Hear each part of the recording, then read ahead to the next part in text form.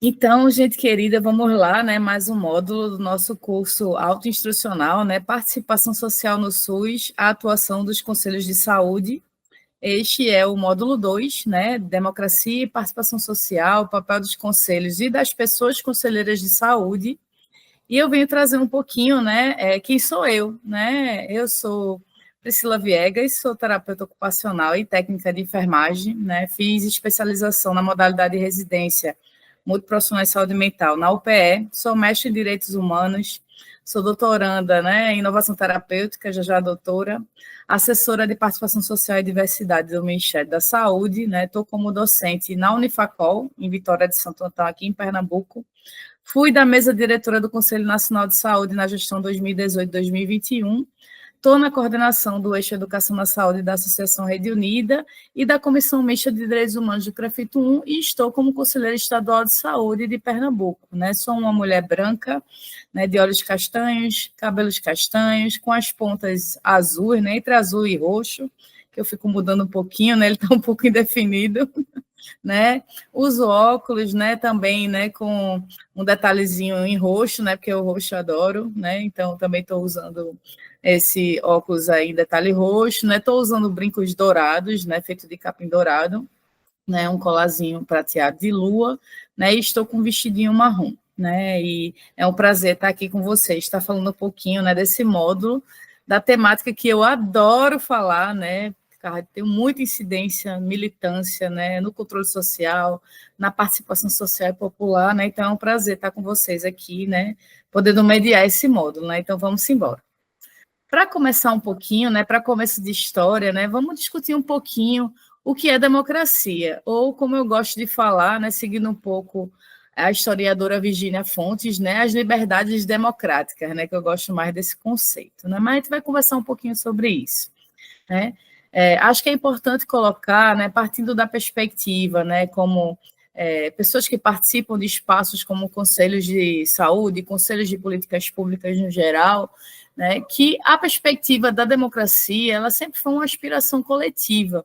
E que em 1986, que é nosso grande marco da participação social, em que temos a 8ª Conferência Nacional de Saúde, né, que teve pela primeira vez a participação, né, da população, do povo, né, na construção para a deliberação da política pública de saúde, né, a gente tem aí uma participação diante de uma dolorosa ditadura empresarial militar, né, que estava instalada naquele período, né, desde a década de 70, que vem crescendo nesse movimento, que é o movimento da reforma sanitária brasileira, né, e que se deu a partir de uma multiplicidade de lutas, né, e de aspirações sociais. E mesmo naquela época, né, os setores mais conservadores e autocráticos da sociedade brasileira sabiam que era necessária essa implantação desses procedimentos democráticos, né, e que as dificuldades eram grandes, né, e que seriam muitos obstáculos, mas a gente tinha aí, enquanto horizonte, né, essa perspectiva de democracia, né, aberta no contexto de futuro, né? O que vai na contramão, né, de um contexto neoliberal que tem cada vez mais se instalado, né, no país, né, que a gente hoje tem lutado ainda mais, né, com todas as nossas forças, né, numa outra perspectiva, né, de governo, né, que vem na construção, né, na união e na reconstrução do nosso país, né, porque esse contexto ele vai numa perspectiva de promover uma brutal política, né, promotora de desigualdades, e a liberdade é condicionada aos ditames impostos pelos poderosos, né? Então, os lucros acima da vida, a perspectiva do mercado, né, em que as pessoas não valem nada, as vidas não valem nada. Na verdade, elas são utilizadas como molas desse sistema, né, que oprime, que violenta, que mata, né? E como também a Virginia Fontes, eu vou citar ela um bocadinho, né, porque ela falou muito disso, né? Ela foi uma das convidadas ilustres, né, da abertura da 16ª na Conferência Nacional de Saúde, né? Eu estava na mesa diretora à época, ela fez a palestra, né, de abertura da conferência com essa temática, então eu peguei emprestado, né, várias das falas dela para trazer aqui um pouquinho para vocês sobre essa contextualização, né? A Virginia Fontes ela coloca de forma muito contundente que a resistência ela é fundamental, mas é preciso, né, de saber que diante de certas ameaças, né, não pode haver negociação. né? Então, não adianta só resistir, né? A gente tem que enfrentar, a gente tem que combater no nosso cotidiano, e a gente vai poder dialogar um pouquinho, né, sobre que possibilidades são essas em que se colocam, né, na nossa perspectiva de Estado democrático de direito, né? É o que eu quero conversar um pouquinho com vocês hoje. Então, também aí a Virginia Fontes, como eu disse, vai ser uma autora que eu vou citar bastante, né, na minha fala, né, ela também trouxe, né, que a redução da democracia a um contexto de institucionalidade também limita seu alcance, né, e obscurece seu necessário aprofundamento. Porque a democracia é, historicamente, uma permanente tensão entre igualdade e liberdade. Isso quer dizer que a igualdade ela integra, né, o central, né, da questão democrática, né, e não uma igualdade apenas formal e abstrata, né? Trata-se de uma igualdade concreta, né, substantiva, que não se confunde, né, em tornar todo mundo igual, no sentido de que a gente não considera as diferenças, não considera a pluralidade, não considera, né, as divergências, né, que são democráticas, pois apenas sobre a igualdade as inúmeras diferenças podem florescer, né? E é nesse contexto, né, que a gente tem que entender que a desigualdade só instaura hierarquia e rigidez, inclusive, né, considerando que a gente viveu isso na história recente do nosso país, né? E por isso que eu estou trazendo nessa perspectiva do que é democracia, que enquanto pessoas, né, que ocupam espaços, né, que têm a perspectiva de deliberação da política pública, é importante ter a dimensão de qual é o nosso papel, né, e como é imprescindível ocupar esse lugar, né? Porque no final das contas não existem lugares vazios, né? O grande problema, né, é quem ocupa e com qual intencionalidade, né? E nessa perspectiva de transformar isso de um problema para uma solução, né, sendo nós quem defendemos, né, os SUS e seus direitos e princípios, né, ocuparmos esses espaços. E aí também, né, considerando essa perspectiva, né, a gente dialogar um pouquinho, né, sobre essa diferença entre democracia representativa, né, e participativa. Será que há diferença entre as duas? Né? E aí o que é interessante, né, e para isso eu trouxe, né, uma figura, né, de várias pessoas usando uma outra pessoa como megafone, né? Então tem um conjunto, um coletivo de pessoas, né, que se juntaram, né, e então, aí, né, como se uma outra pessoa fosse porta-voz dela numa representação da democracia representativa, né, já sendo um pouco redundante, né? E aí eu coloco, né, que eleger alguém não garante o fortalecimento das pautas populares, né? Que, por outro lado, né, num coletivo de pessoas que estão aí com cartazes da democracia participativa, defendendo a soberania popular, segurando a bandeira LGBTQIAP+, né, com a diversidade, pluralidade de representação de pessoas, pessoas negras, né, indígenas, pessoas com deficiência, pessoas idosas, pessoas jovens, né, em que eu afirmo que só a soberania popular ela cria condições para a efetivação das políticas públicas, né? E aí a gente teve muito disso, né, num contexto muito recente do nosso país, né, em que teve um governo, né, que foi, né, eleito, né, numa perspectiva democrática, que foi por meio do voto, né, enfim, que foi colocado lá, né, para governar o país, mas que, no entanto, atuou na contramão, né, de toda a defesa de direitos, né, de ampliação da participação, né, efetivou um decreto, inclusive, que motivou o fechamento, né, que se consolidou, né, que se materializou, enquanto o fechamento de alguns conselhos de políticas, né, conselhos de direitos, e que veio na contramão de tudo aquilo que a gente defende, né, enquanto princípios e diretrizes, né, do direito a ter direitos, né, da participação social e popular, da perspectiva, né, de que as pessoas, né, elas possam construir os seus projetos de felicidade, né, que eu tenho trabalhado um pouco mais com esse conceito, né, de que as pessoas possam ocupar os lugares, né, que elas precisam, que elas desejam, né, mais fortemente, mas que para isso elas precisam ocupar os espaços que decidem, né, a vida delas, né, incluindo e principalmente os espaços em que deliberam as políticas públicas que as pessoas têm o direito, né, a ter direitos, né? Não é à toa que a gente tem a nossa Constituição Federal de 1988, que traz aí uma perspectiva, né, de uma gama de direitos, né, enquanto aspecto da democracia, do Estado Democrático de Direito, né, e entende, inclusive, que a saúde, né, nesse contexto ampliado, é ter acesso a direitos, né, e é bem interessante, né, isso vocês devem ter visto em outros espaços, né, acho que, inclusive, eu cito isso, né, num outro curso também, né, que eu tive o privilégio, né, de compartilhar, né, da ESP também, na Escola de Saúde Pública de Pernambuco, que é um de introdutório ao SUS, em que eu trago também essa perspectiva, né, de que a luta, né, pelos direitos, né, ele se consolida a partir de um fortalecimento da luta pela saúde, no entendimento, né, de que a democracia é ter acesso à saúde no seu conceito ampliado, né, e que ter acesso à saúde é democracia. Não é à toa que essa é a temática, inclusive, da 8ª Conferência Nacional de Saúde, né, que traz essa perspectiva da participação popular pela primeira vez, né, e nesse contexto, né, a gente entende, né, que para ter saúde, né, e para termos democracia, as pessoas têm que ter, né, acesso à moradia digna, à educação de qualidade, à assistência social, o fortalecimento do todo o tripé da seguridade social, né? Então, nesse contexto, entender que só com a participação do povo, de fato, a gente pode criar as condições concretas e objetivas para a efetivação das políticas públicas, porque o povo é que tem que dizer do que ele necessita, né, do que ele precisa, trazer suas demandas, e que não necessariamente aquelas pessoas que foram eleitas, escolhidas para nos representarem, vão de fato ser representativas, né? É interessante que às vezes eu dou aula sobre essa questão de controle social em outros espaços, né? E a pergunta que eu sempre faço inicialmente é se existe diferença entre representação e representatividade. E, para mim, existe uma diferença muito explícita, né? Porque a representação é que está ocupando aquele lugar, que pode ser qualquer pessoa, né? E, de certa forma, ela até pode ter alguma legitimidade, porque foi, por exemplo, como aconteceu no governo anterior, né, eleita, né, por voto, né? O voto colocou aquela pessoa naquele lugar. No entanto, a gente não pode falar necessariamente de uma representatividade, né? Porque se houve ataque e que se inviabilizou o povo a ter direitos, né? Qual é essa representatividade daquela representação que estava ocupando aquele espaço, por exemplo? Né? Então, são questões para pessoas que ocupam lugares como conselhos, né, de políticas e de direitos, tem que estar sempre refletindo. Será que a minha representação é, de fato, representativa das demandas, né, daquele local, né, daquela população, né, da sociedade como um todo, entendendo que a ocupação daquele espaço, né, que está ali conquistado, mas não necessariamente garantido, a gente vai falar um pouquinho disso mais na frente, né? Um pouco. Será que, de fato, eu estou atendendo e acolhendo as demandas, né, reais daquele território, né, daquela comunidade?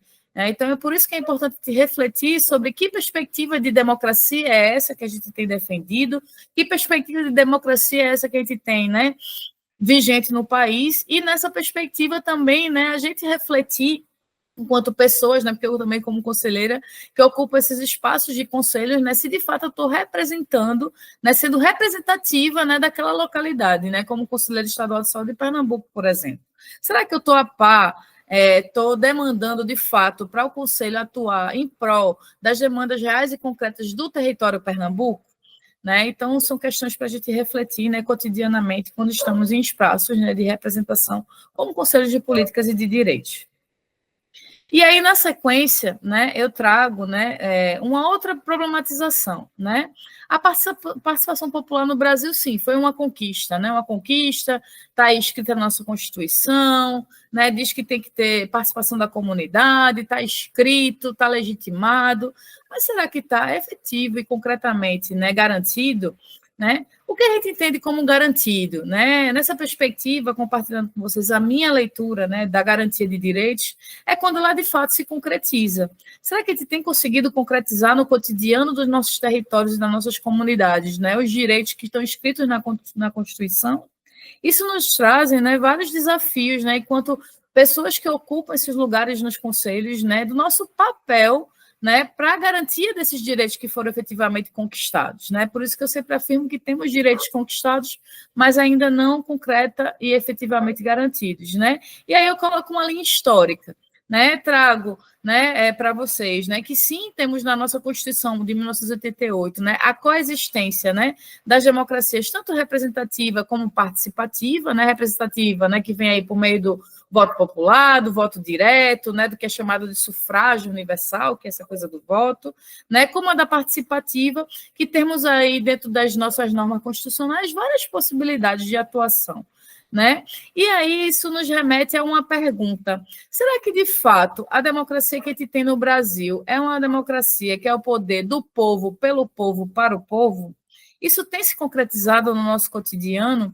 Né? É uma reflexão que a gente tem que fazer todos os dias, principalmente, não só nós, enquanto pessoas cidadãs, brasileiras, né? Mas principalmente nós que ocupamos lugares como de conselhos, né, de políticas e de direitos, né? Porque estamos lá tanto numa perspectiva, né, da democracia representativa, porque estamos lá representando um coletivo de pessoas, né? Porque no conselho, né, estão pessoas que representam um coletivo, né, uma sociedade, uma organização da sociedade, né? Então, a sociedade civil organizada. E aí, nessa perspectiva, a gente representa um coletivo, mas, ao mesmo tempo, né, uma democracia participativa, porque diretamente, né, estamos ali enquanto pessoas que fazemos parte de um território, que trazemos uma demanda, né, mesmo que fruto, né, de uma discussão dentro de um coletivo. Né? Então, nesse contexto, né, a pergunta é se efetivamente a democracia tem sido feita pelo povo para o povo. Né? E temos vários questionamentos nesse sentido, né? Porque a gente ainda tem muito caminho para percorrer, né? Mas principalmente, né, aqui a aula de hoje, né, que eu estou me propondo a trazer, né, são palavras de esperança, né, num contexto, numa perspectiva bem freiriana, né? E que Freire já dizia, né, nosso querido Paulo Freire já dizia que esperança não vem do verbo espera, né? Não é para a gente ficar lá sentado, né? Vamos esperar que alguma coisa aconteça, mas do esperançar agir, né, e que requer essa ação no concreto para que nós sejamos os sujeitos, né, e as sujeitas protagonistas desse processo e que façamos a diferença. Né? No entanto, eu queria só fazer um adendo que eu considero importante, é de que a gente também tem que ter a compreensão que nem todo mundo tem as condições reais, concretas e objetivas para viabilizar essa luta pelos seus direitos. Né? Por isso que é importante termos pessoas de representação e de representatividade em alguns lugares, porque, às vezes, né, o que acontece, e ainda tem bastante pessoa, né, nessa situação, infelizmente, as pessoas estão com outras prioridades, como, né, por exemplo, sobreviver. Né, e isso é muito sério, é muito grave, porque a gente ainda vive, né, num contexto de extremo de desigualdades, né, apesar aí da luta cotidiana, né, da mudança, né, da virada de chave, né, das políticas públicas para acolherem mais as pessoas, para ampliar mais o seu raio de atuação, para que, de fato, né, esse contexto, essa realidade seja transformada. Mas isso não acontece da noite para o dia. Né? Então, nessa perspectiva que a gente possa ser, não os porta-vozes, gente, que, sinceramente, eu não sou muito favorável para essa coisa do porta-voz, né? Acho que todo mundo tem voz, a gente precisa ouvir as vozes que estão ecoando, estão gritando a plenos pulmões, né? Daquilo que precisam, daquilo que demandam, né? E que a gente possa estar tentando efetivar isso no nosso cotidiano, principalmente se ocupamos espaços feitos conselhos de direitos e políticas. Né? E aí entender, né, que o primeiro fundamento do Brasil como Estado democrático de direito é a soberania, né? E que é trazido no artigo 1º da nossa Constituição, né, em seu parágrafo único, que todo poder emana do povo, que o exerce por meio de representantes eleitos ou diretamente nos termos dessa Constituição. E aí nos remetendo mais uma vez à coexistência, tanto da democracia participativa como da democracia representativa. Né? O que é interessante também a nível de normativa, né, que eu trouxe, é o artigo 10 da Lei 9709 de 98, né, que vem regulamentar, né, alguns artigos da nossa Constituição, né, que reafirma, né, essa soberania popular por meio do sufrágio universal, que é o nosso voto, né, que tem valor igual para todas as pessoas, mas que também traz, né, outras possibilidades, né, de atuação por meio da democracia participativa, né, em que ele cita plebiscitos, referendos, iniciativa popular, né? Só que a gente tem que entender, né, e aí nesse contexto, né, de conquista, né, versus direito garantido, né, que estamos num campo, né, político permeado por disputas, né, que reproduz inclusive as disputas, né, da sociedade, né, em seus contextos plurais e diversos, né, e que no final das contas o que a gente tem que estar problematizando, né, e tentando atuar no nosso dia a dia é na defesa de que tipo de democracia de fato nós queremos fortalecer.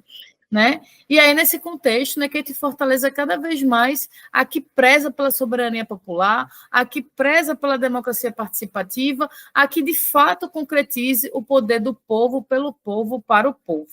Né? E aí, trazendo um pouquinho mais sobre soberania popular no Brasil, né, dentro das suas possibilidades, né, nós temos um conjunto, né, de possibilidades, né, como os conselhos de políticas públicas, como eu tenho falado, né, insistentemente, porque essa aula é sobre isso, né, principalmente, né, que se efetiva também por meio das conferências nas 3 instâncias, né, municipal, estadual e nacional, né? Mas que também nós temos outras possibilidades que têm participação também de pessoas conselheiras e de conselhos, né? Comissões, fóruns, mesas de diálogo, né? Recentemente nós reinstalamos a mesa de negociação, né, do SUS, né? Então, um espaço importante, potente aí da classe trabalhadora, né, para estar fazendo negociação, né, sobre os seus direitos, né, enquanto classe trabalhadora do SUS, força de trabalho do SUS, né, audiências públicas. Então, temos um conjunto de elementos, né, que podem ser utilizados como possibilidade para o exercício cotidiano dessa soberania popular na deliberação das políticas públicas e dos rumos aí em prol do desenvolvimento do nosso país, que tem que ser um país para todas as pessoas, né? E essa é a grande perspectiva. E aí, entrando, né, mais sensivelmente, vamos dizer assim, né, para quem viu minha aula do introdutório do SUS, né, eu trouxe esse conjunto de elementos, vou fazer um reforço aqui, né, nessa aula também, né, qual é o papel dos conselhos e de pessoas conselheiras de saúde, né? Prioritariamente, todo o conselho, né, de saúde, em especial, quem está falando de políticas públicas no geral, né, mas agora eu vou aprofundar um pouco mais no de saúde, é a defesa dos princípios constitucionais do Sistema Único de Saúde, né? O SUS ele tem princípios e diretrizes muito explícitos, né? Alguns eixos estruturantes e estruturais, a própria participação social popular é um eixo estruturante e estrutural, né? O princípio, né, da integralidade, do acesso universal, a equidade, né? É um princípio muito caro, né? Porque aí prioriza o acolhimento à diversidade, a pluralidade de pessoas, né? Ele é um espaço, né, o conselho deliberativo, permanente e colegiado, né? Ou seja, deliberativo porque ele decide sobre a política pública, ele tem esse poder, é permanente porque ele tem que existir, não é favor, né, da Secretaria de Saúde, não é favor do Ministério da Saúde, ele tem que existir, né, ele é um espaço que tem que se dar permanentemente em funcionamento, ele é colegiado e ele é paritário. Colegiado e paritário porque ele se configura aí pelo um conjunto de pessoas, né, que têm os mesmos direitos e deveres, vamos dizer assim, paritário, porque é composto por 50% de movimento de usuárias e usuários, 25% de trabalhadoras e trabalhadores do SUS, né, e 25% de gestão / prestadores de serviço, porque o SUS, né, tem aí, né, garantido na sua Constituição, né, a complementariedade, né, pelo setor privado. Né? Então, por isso que temos prestadores de serviço também, né? E a grande sacada do Conselho é sua pluralidade, sua diversidade, que tem que ser, né, batalhada cotidianamente para ser garantida, né, para que não tenha intervenções, né, de nenhum dos lados, né, e que todo mundo possa aí estar trabalhando em prol, né, do fortalecimento desse Sistema Único de Saúde, entendendo ele como uma perspectiva, um reflexo do projeto da sociedade que a gente acredita, né, o projeto da sociedade da inclusão, do acolhimento, do vínculo, né, do olho no olho, né, de um SUS, né, que acolhe, que toca nas pessoas, né, que entende as demandas do território, que faz uma escuta qualificada, né, e que atende às necessidades de toda a população. Né? Para além disso, né, temos outras tarefas, né, do Conselho, né, como informação, educação e comunicação e saúde, né, discutir sobre a força de trabalho para o SUS, né, é função dos conselhos, né, ordenar a força de trabalho para o SUS, né, então é um papel da saúde, né, fazer essa ordenação, está lá garantido na nossa Constituição, no artigo 200, né, deliberar sobre programas e planos de saúde, acompanhamento dessa gestão, a fiscalização, né, gente, assim, papel princípio do Conselho, monitoramento, acompanhamento, fiscalização, né, fazer análise das contas, né, deliberar sobre o relatório anual de gestão, né, subsidiar, né, todos os instrumentais, né, de gestão do SUS, né, organizar as conferências, mobilizar e articular a sociedade. Né, e isso é um grande papel, tanto dos conselhos, mas principalmente das entidades e movimentos, né, e órgãos que o compõem. Né, então, isso é bem importante. Né? Fazer um adendo que nos slides, né, nesse e no próximo, né, eu coloquei uma logo, né, do Conselho Local de Saúde, aqui tem, né, que é uma campanha que está sendo encabeçada pelo Conselho Nacional de Saúde, né, que tem estimulado a criação de conselhos locais em todos os equipamentos e serviços de saúde, né, e que a gente também possa, né, atuar cotidianamente nesse papel de mobilização e articulação da sociedade para que sejam ocupados esses espaços com conselhos locais, e aí está podendo aí articular e deliberar cada vez mais sobre o funcionamento desses serviços, de forma que eles possam, de fato, atender, né, a demanda da população, entendendo o papel político, né, de conselhos e de pessoas conselheiras, né, para que as coisas efetivamente funcionem, mas que principalmente sejam seguidos em seus princípios e diretrizes do SUS, né, que entenda que a política pública ela não é um espaço da burocracia, não é somente cartorial, né, a burocracia tem, obviamente, né, os seus fluxos importantes, né, ninguém está desconsiderando isso, né, mas é importante entender que, na verdade, ela tem que estar a serviço da política e não o contrário. Tá?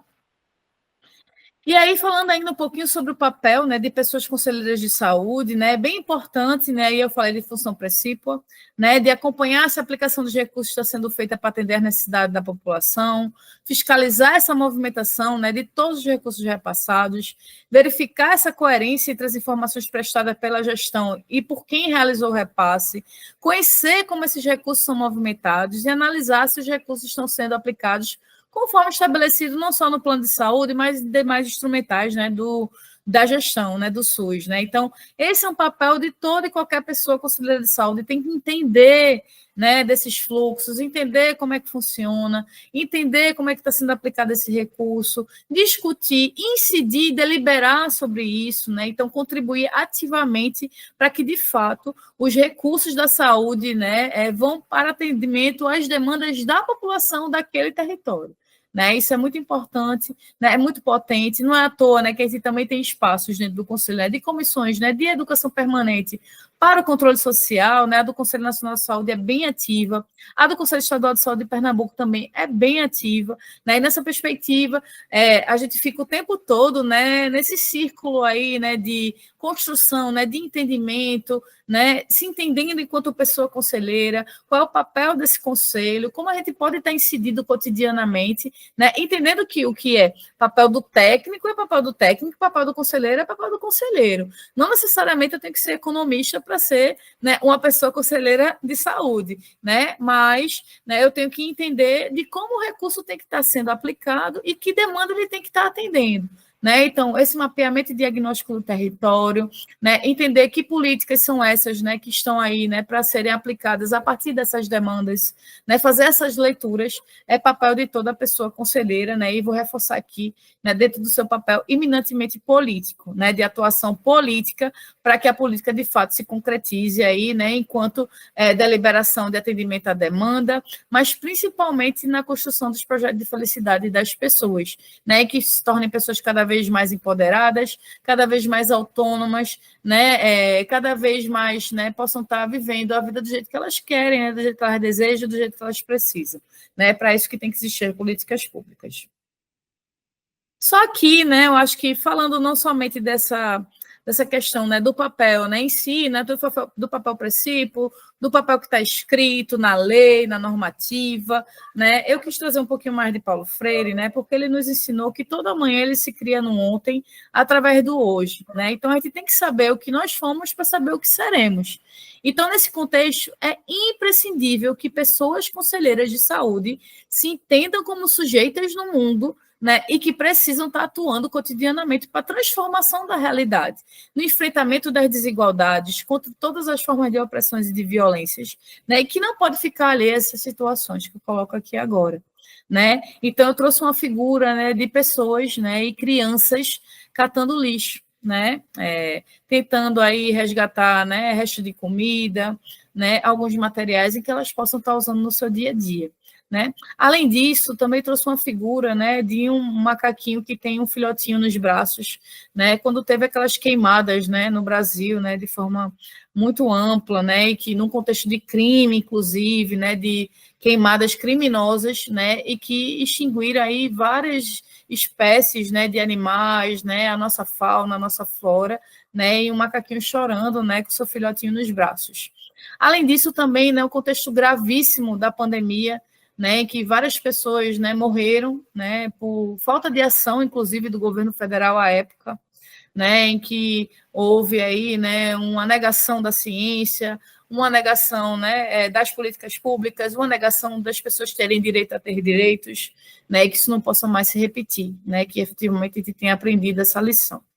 Além disso, também uma foto, né, de uma pessoa indígena, né, de um indígena com arco e flecha na mão, apontando, né, para o Congresso Nacional, né, e que todos os dias têm sido aí ameaçadas em seus direitos, né, e que a gente também tem que problematizar isso, além de várias cruzes, né, em cima de uma bandeira de arco-íris, né, trazendo aí a quantidade de mortes da nossa população LGBTQIAPN+, né, e por fim, né, uma foto, né, de uma mobilização contra o genocídio da juventude negra, né, e por que isso tem a ver com as pessoas conselheiras de saúde? Porque a gente tem que fazer cotidianamente leitura de conjuntura do que é necessário e imprescindível da gente lutar cotidianamente para poder atender às demandas da população.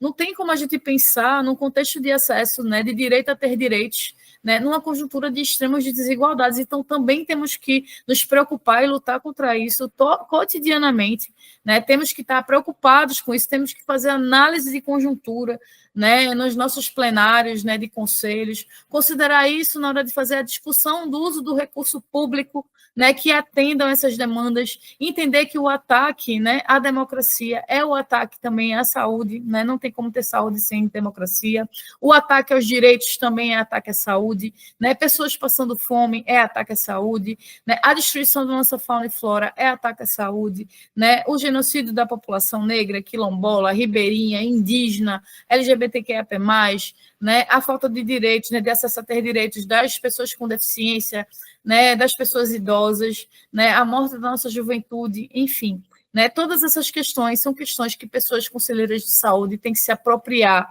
têm que se preocupar e têm que considerar na hora de pensar a deliberação dessas políticas públicas, né, todos os dias, né? Então, nesse contexto, né, é importante a gente considerar, né, que precisamos avançar no debate, né, com relação a essas condições, né, a esses extremos de desigualdade, né, nos entender nesse papel de transformação de realidade, né, de ocupação de um lugar potente, de um lugar que tem o poder de deliberar sobre a política pública, né, e isso nos traz uma convocação não só de ocupação, né, mas de incidência real e concreta, né, no espaço, feito um conselho, né, de saúde, seja ele municipal, distrital, local, né, que quer que, né, surjam muitos, né, nacional, né, que eu tive a honra e o privilégio de ocupar, né, como membro de uma mesa diretora, inclusive, num contexto terrível, né, que foi de pandemia, né, com aquele governo federal negacionista, né, enfim, né, que viabilizou, infelizmente, né, várias mortes, né, ceifou várias vidas, extinguiu vários sonhos, né, e que a gente tem que pensar nisso,